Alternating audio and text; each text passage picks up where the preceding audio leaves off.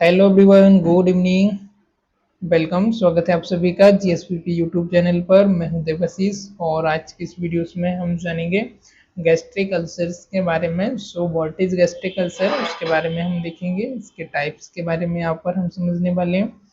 हम देखेंगे इसका डिफ्रेंशिएट गैस्ट्रिक अल्सर्स के बारे में और ड्यूडेनल अल्सर के बारे में। फिर नेक्स्ट हम यहाँ पर समझेंगे आपका कॉजेस के बारे में, एडजस्ट फैक्टर के बारे में, और फिर हम देखेंगे clinical manifestation, then diagnostic evaluation के बारे में, और फाइनली मैनेजमेंट, जिसके अंदर हमारा medical and surgical both management के बारे में यहाँ पर हम बात करेंगे। और लास्ट में हम यहाँ पर बात करेंगे नर्सिंग मैनेजमेंट, नर्सिंग एप्लीकेशन के बारे में। तो चलिए वीडियो को हम शुरू करते हैं। फर्स्ट वन हम यहाँ पर देखेंगे गैस्ट्रिक अल्सर और ड्यूडेनल अल्सर का आपका डेफिनेशन, इंट्रोडक्शन। गैस्ट्रिक अल्सर और ड्यूडेनल अल्सर आपका एक पेप्टिक अल्सर्स का ही टाइप होता है। This is a type of आपका peptic ulcer. This is type of peptic ulcer which are sore, जो कि आपके क्या होते हैं, एक सोर्स होता है, एक अल्सर होता है। डेवलप किस रीजन पर होता है, आपका लाइनिंग ऑफ द स्टमक पर आपको हो सकता है, या फिर आपका स्मॉल इंटेस्टाइन में, लाइनिंग ऑफ स्मॉल इंटेस्टाइन पर हो सकता है। स्मॉल इंटेस्टाइन को क्या है आपका ड्यूडेनम रीजन में हो सकता है।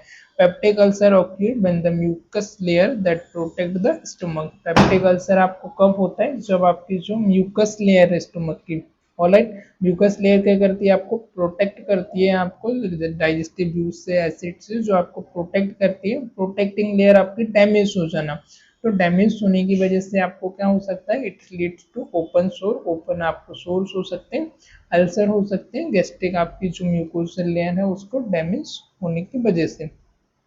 एक बार और मैं आपको रिपीट करूंगा, gastric ulcer and duodenal ulcer आपका टाइप ऑफ पेप्टिक अल्सर है। पेप्टिक अल्सर का ही एक आपका टाइप है जिसमें आपके ओपन सोर्स हो जाते हैं, ओपन आपको अल्सर हो जाता है। कहाँ पर होता है आपका, लाइनिंग ऑफ द स्टोमक में, या फिर part of the small intestine में। कौन सी पार्ट में, ड्यूडेनम वाले पार्ट में।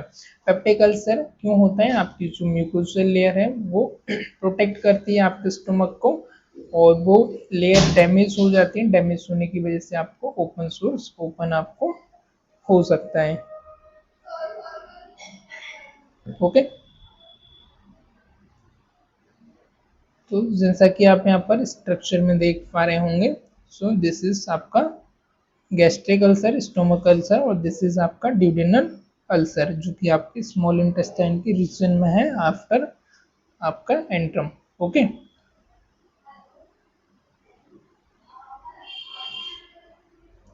देन नेक्स्ट आता है आपका टाइप ऑफ पेप्टिक अल्सर। आपके पेप्टिक अल्सर किस किस टाइप के होते हैं, कौन कौन सा टाइप होता है, उसके बारे में देखेंगे। तो फर्स्ट आता है आपका एक्यूट। एक्यूट आपका विद इन 21 डेज का ड्यूरेशन है, रैपिड ड्यूरेशन है, short duration. This is acute. Rapid onset of onset and short duration, often associated with the stress, severe illness और मेडिकेशन। ये जो एक्यूट वाली फेज है किस रीजन से आपको हो सकती है, ऑफन आपको एसोसिएटेड विद स्ट्रेस की वजह से हो सकता है, सीवियर इलनेस की वजह से हो सकता है, या फिर सम मेडिकेशन। कुछ मेडिकेशन ऐसी भी आती हैं जो एरोस करती हैं आपकी गैस्ट्रिक लाइनिंग को, वहां पर आपको अल्सर को कॉज करती हैं, तो मेडिकेशन की वजह से भी आपको हो सकता है। अगला आपका superficial and less likely, superficial and less likely to penetrate deeply into the stomach or duodenal wall। अब जो ऑनसेट ऑफ मतलब आपका फर्स्ट एक्यूट स्टेज का होता है, ये आपका सुपरफिशियली होता है। फर्स्ट वन कैसा होता है आपका, सुपरफिशियल होता है। And less likely to penetrate, penetrate होना मतलब अंदर की तरफ ज़्यादा घुस जाना, तो ये ज़्यादा पेनिट्रेट नहीं करता है, उसको अंदर की तरफ ज़्यादा फाड़ करके नहीं घुसता है, डीपली है ना, डीप ज़्यादा चले जाना इनटू स्टोमक वॉल, है ना। तो ये लेस लाइकली होता है और पेनिट्रेट ज़्यादा नहीं करता है, आपका सुपरफिशियल रीजन पर ही होता है। फिर हम बात करेंगे अगला क्रोनिक अल्सर के बारे में। क्रोनिक में क्या होता है, long lasting and re occurrence, है ना, ये रिकरेंट। लॉन्ग लास्टिंग काफ़ी समय से 1 मंथ 2 मंथ इवन 6 मंथ और 1 ईयर भी हो सकता है, और आपको रिकरेंट मतलब आपको बार बार हो रहा है, री ऑक्यूरेंस हो रही है, तो ये आपकी क्रॉनिक स्टेज पे आ जाता है। Usually associated with chronic infection, ये एसोसिएटेड होता है यूजुअली आपके क्रॉनिक इन्फेक्शन की वजह से हो सकता है, जैसे कि आपको एच पाइलोरी होना long term of use, NSAIDs मतलब non steroid anti inflammatory drug ना, जैसे कि इबुप्रोफेन हो गया, जो पेन किलर्स वगैरह आती है उनको लॉन्ग टाइम तक यूज करने की वजह से आपको हो सकता है, स्पेशली आपको एच पाइलोरी क्रॉनिक इन्फेक्शन की वजह से हो सकता है। फिर अगला आपका आता है deeper and more likely to cause, deeper and more likely to cause complications such as bleeding और परफेक्शन।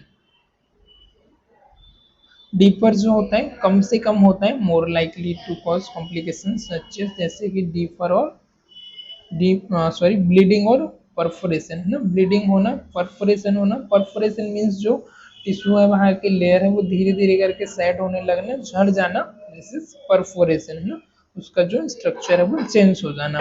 फिर नेक्स्ट आता है आपका कॉजेस एंड रिस्क फैक्टर। तो यहाँ पर हमने टाइप देखा, एक्यूट टाइप देखा, एक्यूट आपका ऑनसेट ड्यूरेशन होता है, शॉर्ट ड्यूरेशन होता है, एसोसिएट हो सकता है आपके स्ट्रेस की वजह से, सीवियर इलनेस की वजह से, या कुछ मेडिकेशन की वजह से हो सकता है। ये आपका सुपरफिशियल होता है, डीपली आपकी ड्यूडेनल वॉल को, लेयर को डैमेज नहीं करता है। फिर क्रॉनिक में हमने देखा लॉन्ग लास्टिंग होता है और रिकरेंट हो सकता है, रिकरेंट आपका हो सकता है, और ज़्यादातर जो कॉज होता है यूजुअली वो एच पाइलोरी इन्फेक्शन की वजह से हो सकता है, या फिर लंबे समय से आप मेडिसिन ले रहे हो, non steroid anti inflammatory drug जैसे इबुप्रोफेन हो गया, ब्रुफेन हो गया, पेन किलर मेडिकेशन, तो उसकी वजह से भी आपको हो सकता है। डिफर होता है और मोर लाइकली टू कुछ कॉम्प्लिकेशन भी आपको कॉज करता है, जैसे ब्लीडिंग हो गया और परफोरेशन हो गया। फिर कॉजेस एंड रिस्क फैक्टर, क्या क्या इसके कारण, क्या क्या रिस्क फैक्टर हो सकते हैं, तो रिस्क फैक्टर और इसके कॉजेस होंगे S pylori infection, first one, bacterium that cause inflammation and damage to the stomach lining, H pylori bacteria first आपका जो कॉज आ जाएगा, इस बैक्टीरिया की वजह से हो सकता है। ये बैक्टीरिया क्या करता है, आपको इन्फ्लेमेट करता है एंड डैमेज करता है आपकी स्टोमक की लाइनिंग को।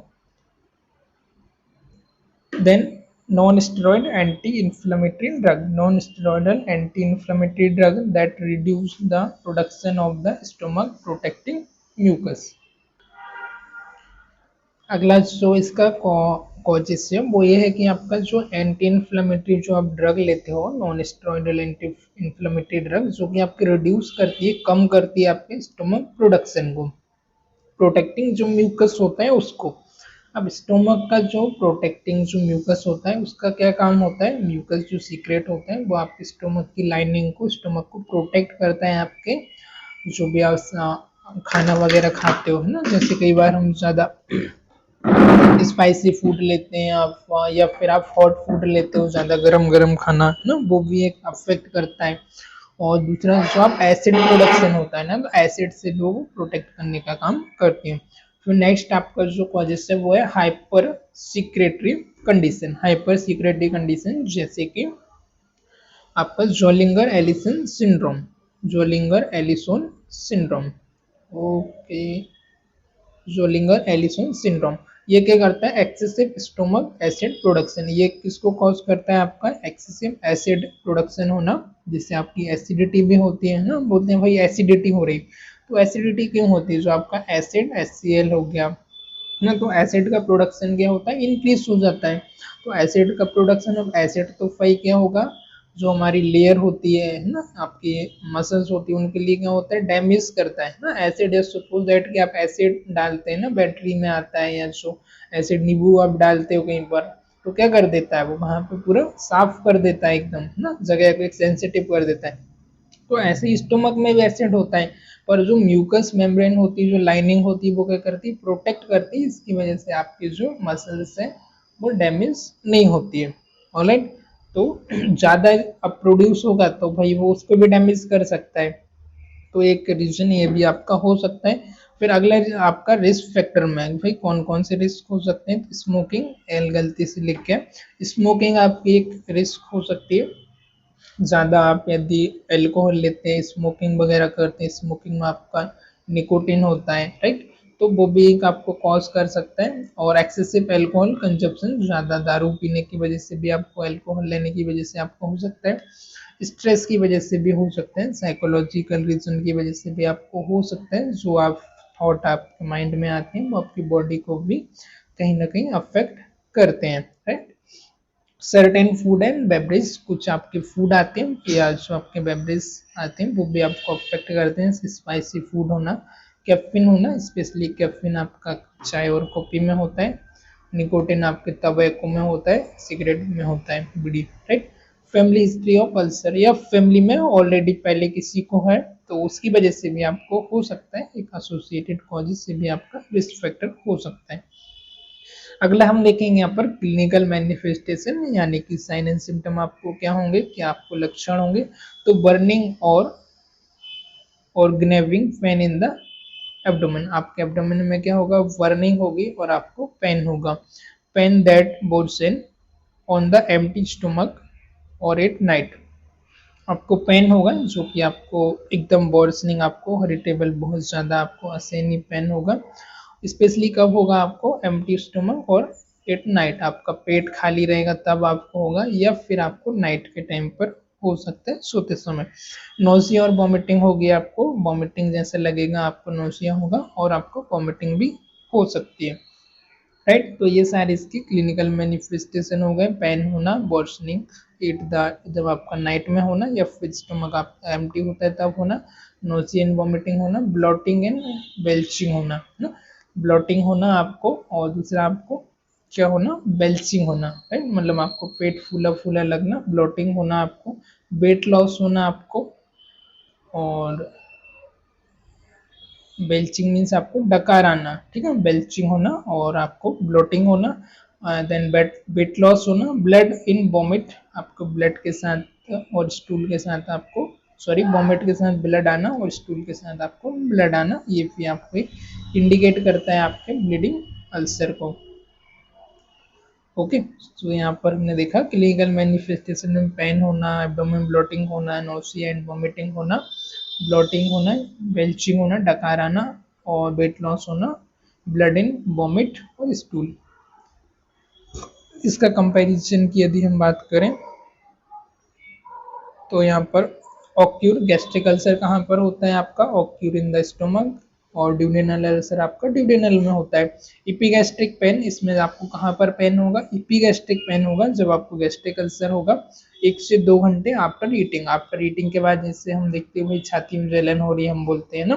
तो जो आपका जिफाइड प्रोसेस है उसके जस्ट नीचे इपीगैस्ट्रिक में आपके पेन होना, जहाँ पर आपकी रिप्स केस खत्म होती है वहां पर आपको सेंटर में पेन होगा इपीगैस्ट्रिक रीजन पर। कब होगा, आपसे 1 से 2 घंटे बाद आफ्टर ईटिंग। और आपका ड्यूडेनल अल्सर होगा तो कब होगा, आपको इपीगैस्ट्रिक पेन होगा, सेम रीजन पर पेन होना होगा, पर 2 to 5 आवर आफ्टर ईटिंग, खाना खाने के आपको 2 से 5 घंटे बाद होगा। ये क्या करेगा, आपको कॉज हीमोटेसिस और मेलिना, ये आपको क्या करेगा, हेमोटेसिस कोज करेगा, मतलब आपके ब्लड के साथ वॉमिटिंग होना और स्टूल के साथ आपके ब्लड आना, ठीक है। कैन कॉज मेलिना और हेमेटोकेल्सिया, राइट। तो आपका वॉमिटिंग के साथ आपको ब्लड होना या फिर स्टूल के साथ वॉमिट होना, स्टूल के साथ आपका ब्लड आना या फिर वॉमिटिंग के साथ, दोनों में आपका सेम है। हार्ट बर्न होगा आपको, चेस्ट डिस्कम्फर्ट होगा, छाती में जलन होगी, चेस्ट में आपको डिस्कम्फर्ट होगा, एंड अर्ली सेटिटी ना, जल्दी से आपको भूख लगेगी ना, आर कॉमनली सीन, ये आपको ज्यादातर देखने को मिलता है। फिर नेक्स्ट आपका ड्यूडेनल अल्सर में क्या होगा, हार्ट बर्न आपको होगा, सेम चेस्ट डिस्कम्फर्ट भी होगा, less common but may be seen, chest discomfort heart burn less common होगा, पर यहाँ पर भी आपको देखने को मिल सकता है। Can cause gastric carcinoma mostly in the elderly, अब आपका जो गैस्ट्रिक अल्सर है वो गैस्ट्रिक कार्सिनोमा मीन्स कैंसर में भी कन्वर्ट हो सकता है, ज्यादातर किस एज में, ओल्डर एज में, एल्डरली एज में देखने को मिलता है। पेन में awaken patient during the night, अब जो पेन होगा वो पेशेंट को सोते समय अचानक से पेन होगा, तो पेशेंट आपका उठ करके खड़ा हो जाएगा, पेशेंट आपका जाग जाएगा।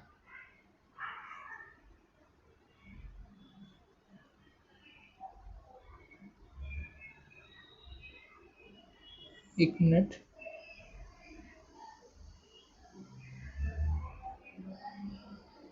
ओके। सो यहाँ पर भी कुछ डिफ्रेंशिएट दिए हुए हैं। फर्स्ट है normal hyposecretion of gastric ulcer, gastric ulcer जब आपको होता है तो आपका नॉर्मल और हाइपो कम सिक्रेशन हो सकता है गैस्ट्रिक अल्सर में। जब आपको ड्यूडेनल अल्सर होता है तो गैस्ट्रिक सिक्रेशन आपका इंक्रीज हो जाता है, हाइपर हो जाता है।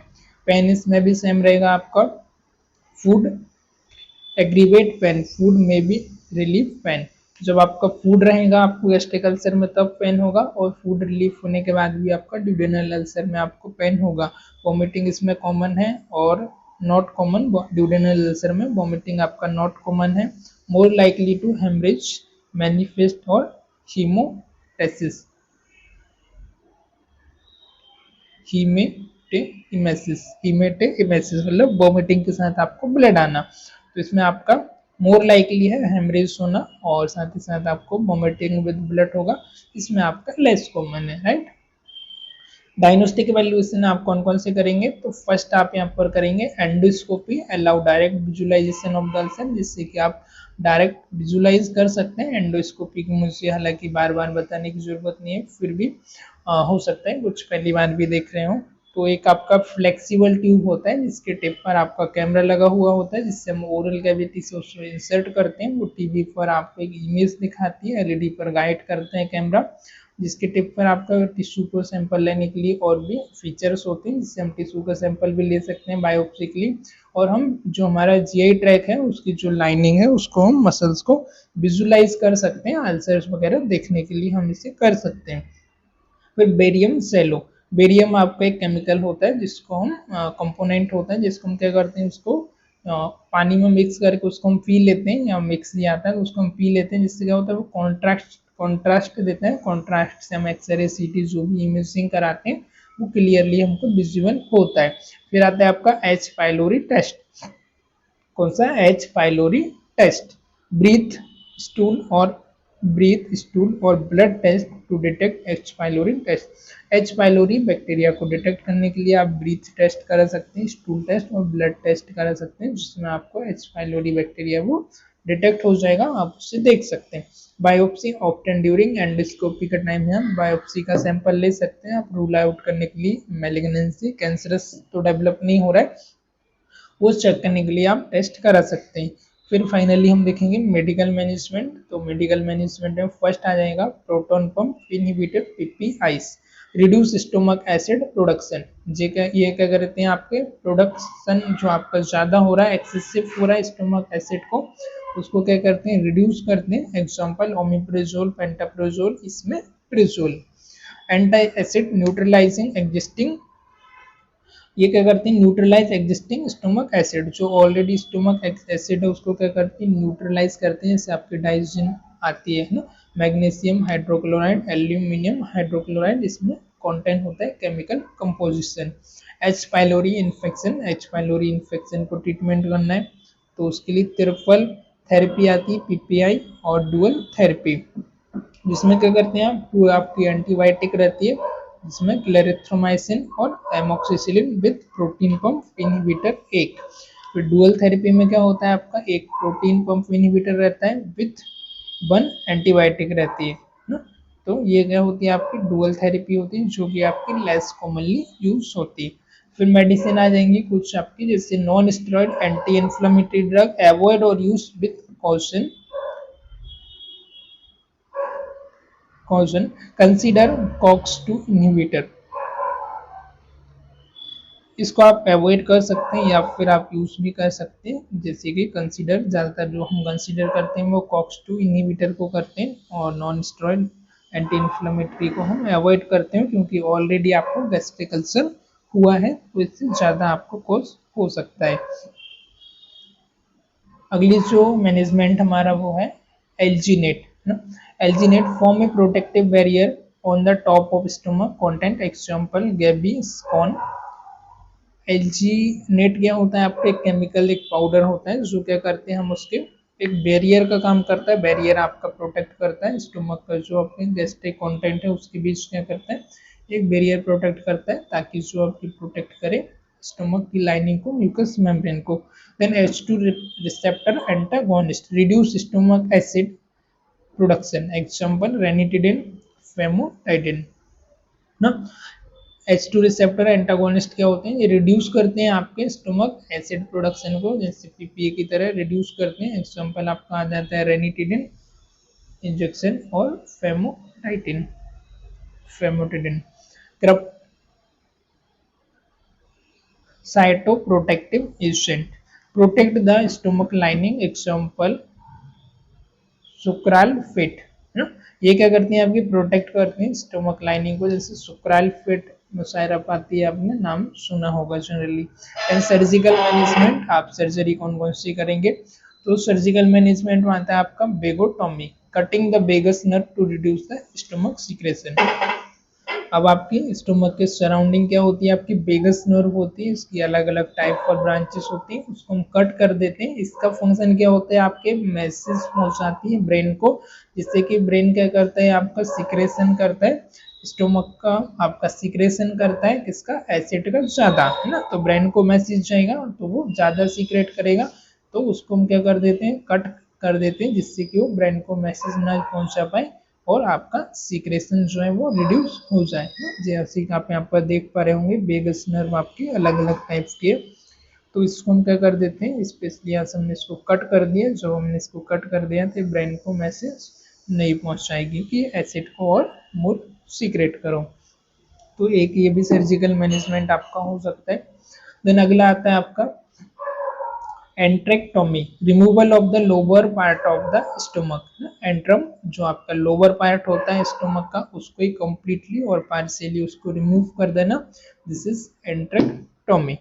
फिर नेक्स्ट आपका जो सर्जिकल मैनेजमेंट है वो है pyloroplastic, enlargement of the pyloric opening to improve gastric empty. अब जो आपका पाइलोरस है उसको क्या कर सकते हैं, आप एनलार्ज कर सकते हैं, वहां पर आप सर्जरी करके प्लास्टिक करके उसको एनलार्ज कर सकते हैं ओपनिंग को, जिससे कि गैस्ट्रिक का जो कंटेंट है वो जल्दी जल्दी ओपनिंग एम्प्टी होता जाए। फिर आपकी एक और सर्जरी आती है बिलरोथ फर्स्ट और बिलरोथ सेकंड, जिसको हम बोलते हैं गैस्ट्रो और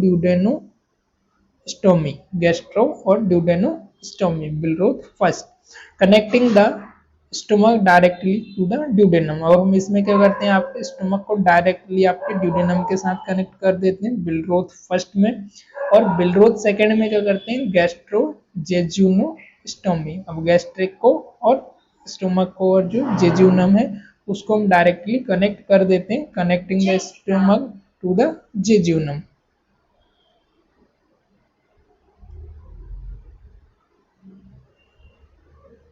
ओके, सो यहाँ पर है आपकी, दिस इज फर्स्ट ऊपर वाली इमेज में आपका नॉर्मल स्टोमक है, ये आपका नॉर्मल है। इसमें बिलरोथ फर्स्ट में क्या किया हमने, देखो यहाँ पर एक कनेक्ट कर दिया है हमने ड्यूडेनम को, और इसमें डायरेक्ट हमने जेजुनम को कनेक्ट कर दिया सेकंड में, दिस इज फर्स्ट और दिस इज सेकंड। यहाँ पर आप डिफ्रेंशिएट देख पा रहे होंगे। फिर आती है गैस्ट्रेक्टोमी। गैस्ट्रेक्टोमी में क्या करते हैं, पार्शियली और टोटली रिमूव कर देते हैं स्टोमक को, हालांकि थोड़ा कॉम्प्लिकेटेड तो होता है पर करना पड़ता है।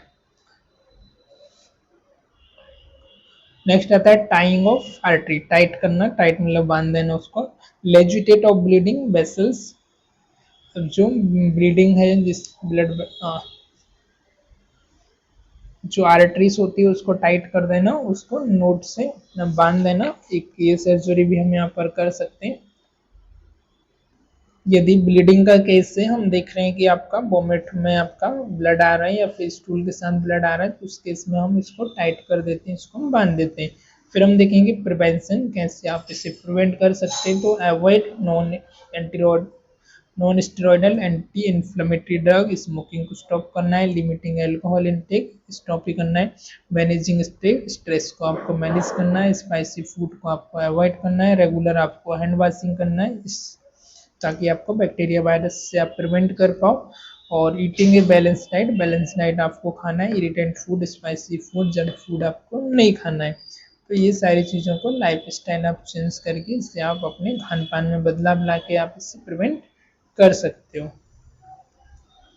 फिर अगला आता है आपका नर्सिंग असेसमेंट। नर्सिंग असेसमेंट आपका असिस्पेन कैरेक्टरिस्टिक, नर्सिंग का क्या क्या रोल होगा, तो नर्स आपको कंप्लीटली कंप्रेहेंसिव असेसमेंट करेगी, जिसमें आपका असिस्पेन और कैरेक्टरिस्टिक असिस्ट करना है, किस पेन हो रहा है, किस टाइप का पेन है, लोकेशन क्या है, सीवियरिटी क्या है, टाइमिंग क्या है, कितने समय से हो रहा है, ज़्यादा हो रहा है, कम हो रहा है, इसके लिए उसको मॉनिटर करना है, किस लोकेशन पर हो रहा है वो करना है, कब से हो रहा है, कंप्लीट असेसमेंट करना है। फिजिकल एग्जामिनेशन हो गया और हेड टू आपको एग्जामिनेशन करना है, नर्सिंग असिस्मेंट करना है, मॉनिटर करना है, vital sign of monitor for sign of bleeding, bleeding का आपको साइन जैसे कि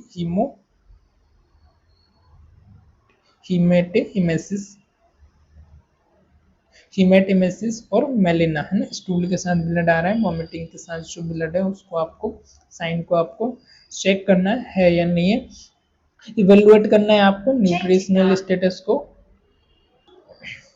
देन अगला हम करेंगे evaluate nutritional status and weight loss, क्योंकि आपका जीआई का प्रॉब्लम है तो ऑब्वियसली बात है खाना यदि प्रॉपर नहीं खाएंगे तो इसकी वजह से आपको वेट लॉस हो सकता है, न्यूट्रिशनल आपका स्टेटस भी वीक हो सकता है। तो खाने में क्या खा रहे हैं, वेट वगैरह कितना है, ये कम्प्लीटली आपको चेक करना है। अगला आपका पॉइंट है review medical history and complains compliance, medical history आपको कम्प्लीटली चेक करना है। Then check for symptoms of anaemia, fatigue और फेलर, ना एनीमिया ब्लड लॉस की होने की वजह से आपका ब्लड कम तो नहीं है, न्यूट्रिएंट कम लेने की वजह से आपका एचबी कितना है वो आपको चेक करना है। फटीग, पेशेंट फटीग तो नहीं है, थकान, और बॉडी में आपके पेलर येलोनेस तो नहीं है ना, पेल स्किन तो आपको नहीं है, वो आपको चेक करना है।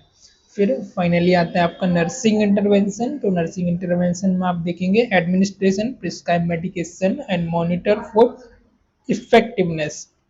जो भी प्रिस्क्राइब मेडिसिन है जो डॉक्टर ने प्रिस्क्राइब किए, एडवाइस किए, वो आपको पेशेंट को देना है, एडमिनिस्ट्रेशन करना है, और मॉनिटर करना है आपको इफेक्टिवनेस का, मीन्स वो कितना काम कर रही है, कितना नहीं कर रही है, कितना उसका अफेक्ट हुआ है या नहीं हुआ है। नहीं हुआ है तो फिर चेंज करके आप डॉक्टर को, फिजिशियन को इन्फॉर्म करेंगे, वो फिर दूसरी मेडिसिन प्रिस्क्राइब कर सकते हैं। Then educate the patient about the importance of medication adherence, patient को आपको एजुकेट करना है about the importance of medication के बारे में, उसका क्या क्या इंपॉर्टेंट है, कैसे आपको मेडिकेशन लेना है, उसके बारे में आपको एजुकेट करना है। Encourage dietary modification, small frequent meal, avoid irritants, encourage करना है पेशेंट को, आपको थोड़ा सा उत्साहित करना है आपको, इसके लिए मॉडिफाई डाइट को वो मॉडिफाई करें, स्मॉल थोड़ा थोड़ा खाना खाए, फ्रीक्वेंट थोड़े थोड़े समय में थोड़ा थोड़ा खाना खाते रहे, और अवॉइड करें इरिटेंट को, जो इरिटेंट जैसे कि स्पाइसी फूड हो गया, फास्ट फूड हो गया, उसको अवॉइड करें। खाना खाने के जस्ट बाद सोने के लिए ना जाए, थोड़ा सा वॉकिंग वगैरह कर ले, या जल्दी से जल्दी हो सके तो रात का खाना कंप्लीट कर लें before 8 o'clock, right. Then promote smoking cessation and stress management technique, स्टो कुछ उसको प्रमोट करना है उसको, ताकि वो स्मोकिंग को स्टॉप कर पाए, और स्ट्रेस मैनेजमेंट टेक्निक्स वगैरह आप उससे बता सकते हैं, ताकि वो स्ट्रेस और एंजाइटी को भी रिड्यूस कर पाए, जैसे कि आप यहाँ पर। Then monitor for complication and report any significant change to health care provider, जो भी अदर कॉम्प्लिकेशन है उनको आपको मॉनिटर करना है, and report any significant change, यदि कोई चेंजेस आ रहे हैं सिग्निफिकेंटली तो आपको हेल्थ केयर प्रोवाइडर, फिजिशियन को आपको इन्फॉर्म करना है, फिजिशियन को आपको रिपोर्ट करना है। Provide emotional support and education about the condition and management, आपको इमोशनल सपोर्ट प्रोवाइड करना है, एजुकेट करना है पेशेंट को कंडीशन के बारे में, मैनेजमेंट के बारे में। तो आज की इस वीडियोस में हमने यहाँ पर ड्यूडेनल एंड गैस्ट्रिक अल्सर के बारे में देखा। गैस्ट्रिक अल्सर क्या है, ड्यूडेनल अल्सर आपका क्या है। गैस्ट्रिक अल्सर आपका गैस्ट्रिक की जो लाइनिंग है, म्यूकोशल लाइनिंग है, उसमें आपका डैमेज होना, उसमें आपका अल्सर होना, शोर होना क्यों होता है, आपका एक्सेसिव एसिड सिक्रेशन की वजह से। दूसरा आपका जो म्यूकस प्रोटेक्टिंग म्यूकस मेम्ब्रेन है, लाइनिंग है, उसका डैमेज होने की वजह से आपको हो सकता है, जिसमें आपका डीप हो सकता है और सुपरफिशियल भी हो सकता है, टाइप 1 आपका टाइप 2 भी हो सकता है। सिम्टम्स इसमें होते हैं आपके चेस्ट पेन हो गया, डिस्कम्फर्ट हो गया, है ना, चेस्ट आपका बर्न हो गया, ब्लोटिंग हो गया, इंडाइजेशन हो गया, वेट लॉस हो गया, दिस इज आपके सिम्टम्स होते हैं। एसिडिटी और दिस वन इज सिम्टम हो गया कि कॉजेस इसके हो सकते हैं, एस्पाइल्यूरी हो गया, स्मोकिंग हो गया आपका, रिस्क फैक्टर में स्पाइसी फूड्स वगैरह हो गया, और अल्कोहल कंजप्शन हो गया, दिस इज आपका एक कॉज हो सकता है। एनी अदर एसोसिएटेड इन्फेक्शन हो गया, ये भी आपका एक कॉज हो सकता है। और फूड आपका लाइफस्टाइल आपका एक कॉज हो सकता है। डायग्नोस्टिक वैल्यूएशन में हम एंडोस्कोपी कराएंगे और हम यहाँ पर एक्सरे कराएंगे और कॉन्ट्रास्ट टेस्ट वगैरह हम यहाँ पर करेंगे और बेरियम टेस्ट आप यहाँ पर बेरियम को सेलो करके आप यहाँ पर टेस्ट कर सकते हैं। फिजिकल एग्जामिनेशन हो गया आपका, हिस्ट्री कलेक्शन हो गया, ये सारे आप यहाँ पर टेस्ट कराएंगे। उसके बाद फिर आ जाता है आपका डायग्नोस्टिक कंप्लीट होने के बाद आपका मेडिकल मैनेजमेंट। मेडिकल मैनेजमेंट में आप यहाँ पर देखेंगे proton pump inhibitor, antacid, H pylori infection का ट्रीट करेंगे, जिसमें आपका triple therapy, dual therapy, non steroid anti inflammatory drug avoid ही करना है क्योंकि इनका कॉजेस ज़्यादा है, ज़्यादा डेंजरस हो रही है, तो आप कॉक्स 2 इनहिबिटर इसकी जगह दे सकते हैं। एल्जीनेट, एल्जीनेट क्या होता है आपका एक प्रोटेक्टिव बैरियर फॉर्म होता है स्टोमक कंटेंट को प्रोटेक्ट करने के लिए, जैसे कि आपका आता है Gaviscon, right. H2 inhibit, H2 receptor antagonist दे सकते हो, रेनिटिडिन वगैरह, रेगुलॉन। देन साइटो प्रोटेक्टिव एजेंट जो कि आपको प्रोटेक्ट करते लाइनिंग को। सर्जिकल में आता है आपको vagotomy, cutting of the vagus nerve, then antrectomy जिसमें आपका एंट्रम को रिमूव कर देते हैं,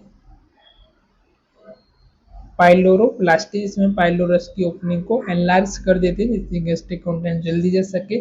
फिर आता है आपका बिलरिथ फर्स्ट, बिलरिथ सेकेंड, और फाइनली आपका टाइंग ऑफ आर्टरी प्रिवेंशन, आप avoid smoking, smoking cessation, limiting alcohol, managing stress, regular washing and prevent hand wash, right. Then nursing management, monitor करना है आपको कंप्लीट साइंस को, वाइटल साइन को आपको monitor करना है, हेड टू टू एग्जामिनेशन करना है ना, ब्लड आपको टेस्ट करना है, हीमोटेसिस तो नहीं है, हीमोहिमेसिस तो नहीं है, वो आपको चेक करना है। फाइनली आज की वीडियोस में फिलहाल इतने ही, मिलते हैं किसी और वीडियोस में, तब तक के लिए बाय बाय, टेक केयर।